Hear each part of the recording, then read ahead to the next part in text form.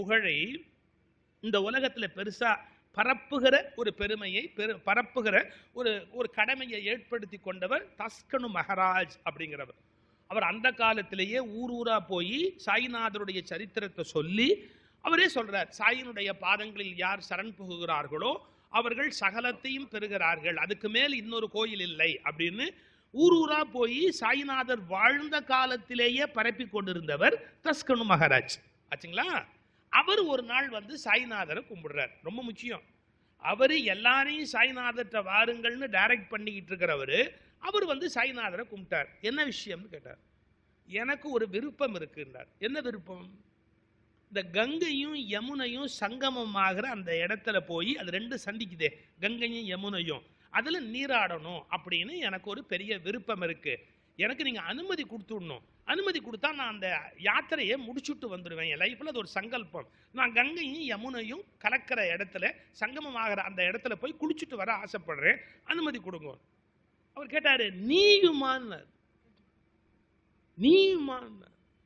என்ன நீயுமான்?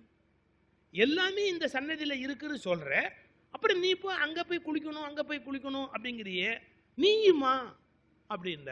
அவருக்கு புரியல. ஏன்னா சார் நம்ம எப்படி தெரியுங்களா, பிறவியிலேருந்து நம்ம மைண்ட்ல பதிந்திருக்கிற பல விஷயங்களை அண்மையில் சந்தித்த அனுபவங்கள் மாற்றாது. பிறவியிலேருந்து நம்ம சேகரிச்ச விஷயத்தை அண்மையில் நீங்க சந்திச்ச நேரடி அனுபவம் இருக்கு பாருங்க, அது மாற்றாது. இப்ப கூட நீங்க யாராவது இந்த விஜய் டிவியில வந்து முருகன் கதை போயிட்டு இருக்கு, தமிழ் கடவுள் முருகன், அதுல இந்த பசங்க போய் முருகனோட மோதிட்டு அவங்க தோல்வி அடைவார்கள். அப்போ அவங்க தாய் மாயை ஒரு கேள்வி கேட்பா, டேய் ஒரு ஆபத்துனா நான் காப்பாத்துறேன்னு சொன்ன வார்த்தை உனக்கு ஞாபகத்துல இருக்கே ஒழிய, நீ போய் இவங்கிட்ட மோதன இவன் வெல்ல முடியாதவன்னு நீயா கண்டுபிடிக்கலையான்னு கேட்டான். கடவுள் விஷயத்துல நாமளா கண்டுபிடிக்கணும். இவன் வெல்ல முடியாதவன்கிறத நீயா கண்டுபிடிக்கலையா? நான் எப்பவோ சொன்ன விஷயத்தை ஞாபகம் வச்சு என்கிட்ட வர்ற, ஆனா நீயா போய் மோதினியே இவன் பெரியவன் உனக்கு கண்டுபிடிக்க தெரியலையா அப்படின்னு கேட்கிறா. ரொம்ப முக்கியம். இறை விஷயங்கள்ல மட்டும் எந்த டெக்ஸ்ட் புக்கை நீங்க நம்புறதையும் விட உங்க ஒரிஜினல் எக்ஸ்பீரியன்ஸை நம்பணும். நான் போய் என்ன அடைஞ்சேன், நான் என்ன புரிஞ்சுக்கிட்டேன் கடவுளை அப்படிங்கிறத நான் புரிஞ்சுக்கணும். சார் அது இல்லாம இவ்வளவு பேருக்கு எக்ஸ்பிளைன் பண்றாரு அவரு, ஆனா அவரு அங்க போகணும்னு நினைக்கிறார். இதுக்கு நான் ஒரு கம்பேரிசன் சொல்லட்டுமா? ஞானசம்பந்தர் அப்படின்னு ஒரு அருளாளர் இந்த மண்ணில பிறந்தார். ஒரு பெரிய ஆச்சரியமான தவப்புதல்வர் ஞானசம்பந்தர். அவர் பிறந்த குலம் என்ன? கௌண்டின்ய கோத்திரம், வேத மரபு. வேத மரபுல பிறந்த ஞானசம்பந்தருக்கு அவங்க அப்பா பேரு சிவபாத ஹிருதயர்னு பேர். இவன் கடவுள் அருளால வந்து பிறந்த பிள்ளைன்னு உங்க அப்பாவுக்கு புரிஞ்சு போச்சு. வரிசைய அனுபவங்கள். எப்படி? புள்ள அழுதுது, பார்வதி பால் கொடுத்துட்டு போயிருக்கா. 3 வயசு தோடுடைய செவியன்னு புள்ள பாடுது. அப்புறம் குழந்தை இப்படி தாளம் போட்டுது, கை வலிக்குது அப்படின்னா பொற்றானத்தை சாமி கொடுக்குறார். இவன் நடக்கிறதுக்கு, இந்த குழந்தைய கூட்டிட்டு நடக்கிறதுக்கு சிரமமா இருக்கு அப்படின்னா முத்துச்சிவிகை வந்து இறங்குது, அதுல ஏத்தி இவரை கூட்டிட்டு போறாங்க. இதை அவங்க அப்பா பார்த்துக்கிட்டே இருக்கிறார். என்ன பார்க்கிறாரு? இவனுக்கு எது வேணும்னாலும் கடவுள் பார்த்துக்கிறாரு, உடனே எல்லாம் செய்யறாரு. இவன் கடவுள் அருள் பெற்றவன், ஊர் உலகத்துக்கே இவன் புத்தி சொல்ற யோகியதை உடையவன். ஊர் ஊரா போய் பாடிக்கிட்டு இருக்கிறாரு ஞானசம்பந்தர். அவங்க அப்பா சார் வந்து நிக்கிறாரு. ஞானசம்பந்தர் கேட்டார், என்னப்பா அப்படின்னார். நான் வேதம் படிச்சவன்பா, வேதம் படிச்சவங்க சில யாகங்கள்லாம் பண்ணும்னு இருக்குப்பா, நான் அதை போய் நான் ஊர்ல என்னுடைய கடமையை முடிக்கணும், நான் போய் பண்ணணும். ஞானசம்பந்தர் சிரிச்சார். ஏன் ஐயா, நீ வேதத்துல யாகம் பண்ணி என்ன அடைவியோ அதான் இங்க புள்ளையாவே வந்து பிறந்திருக்குது, இங்க வந்துருச்சு. நான் சொல்ற வார்த்தையை நீங்க பொறுமையா ஆழமா கவனிக்கணும்.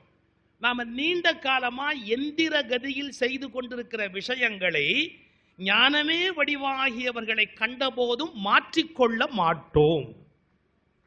ஏன்னா நம்ம ரொட்டீன்ல ரொம்ப அடாப்ட் ஆயிருக்கோம், பழகி இருக்கிறோம். சார் அதுக்கான பூரண வடிவமே இங்க வந்திருக்குது. இனிமே நீ எங்க போய் என்ன அடைய போற? நான் ஒரு உதாரணம் சொல்றேன்.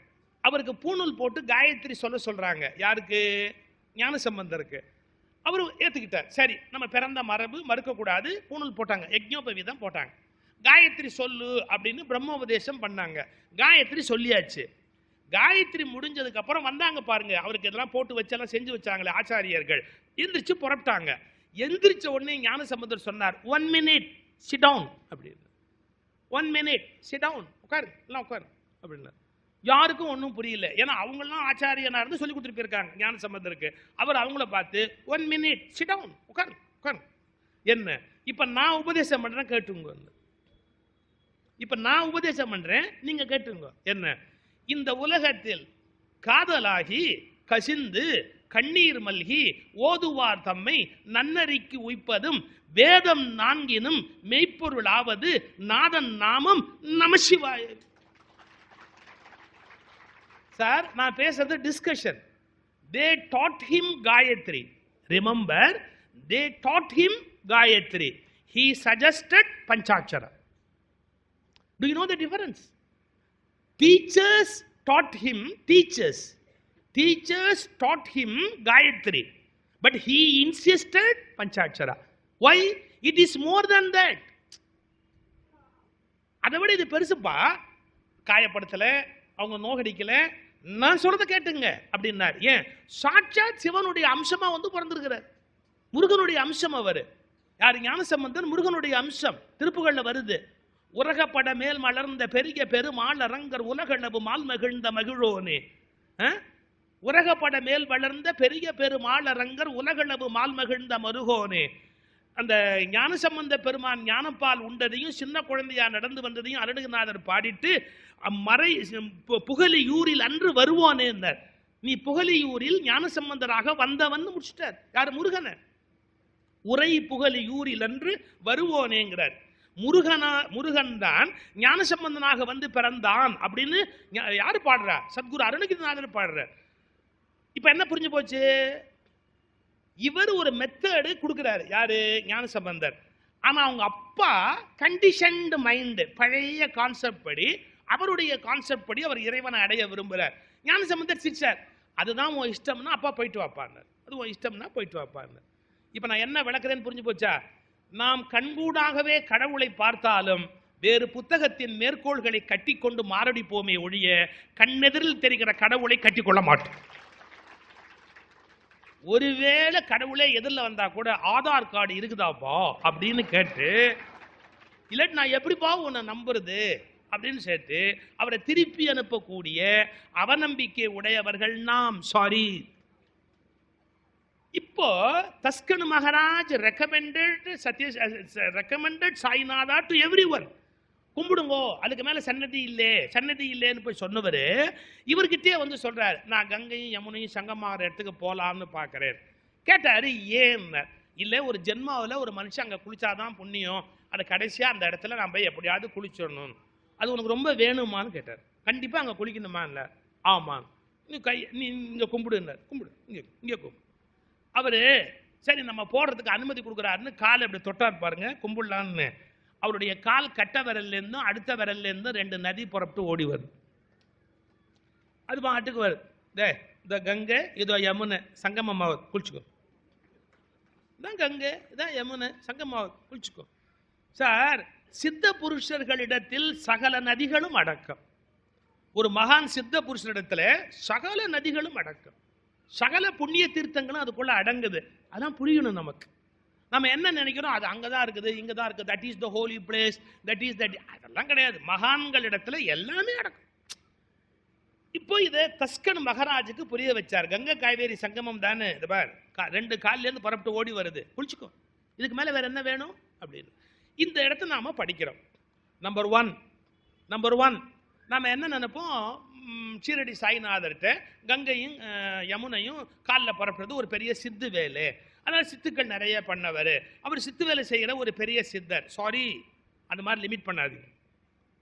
ஏன்னா சித்து வேலை செய்வதற்காக ஞானிகள் பூமிக்கு வர்றதில்லை. That is not their duty. They don't come for that. அவங்க அதுக்காக இந்த பூமிக்கு வரதே கிடையாது.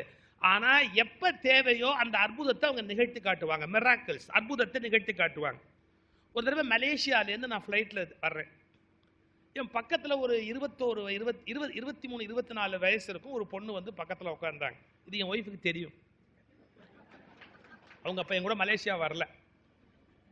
ஆனா அப்பா அவங்க கூட சொல்லாத விஷயம் இப்ப சொல்ல பாரு, நிஜமாவே ரொம்ப அழகா இருந்தாங்க.